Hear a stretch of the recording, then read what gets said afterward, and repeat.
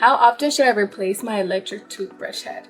So most electric toothbrushes, by the way, this is an electric toothbrush, they do have the heads just like your regular toothbrush.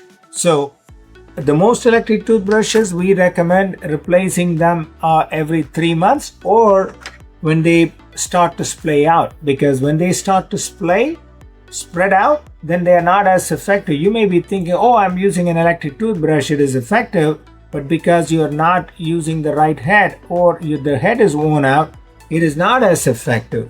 So replace them sooner if the bristles are frayed and worn out, and change it after an illness.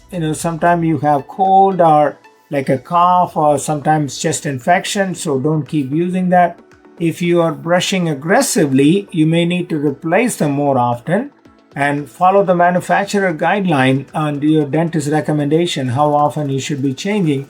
And one more thing, and if you are using an electric toothbrush, and some of these gadgets, they do have the sensors to sense the pressure that you are putting in. So they have an indicator that is going to show if you're applying more pressure. And then if you are a gadget freak, then you may be using it along with an app on your smartphone.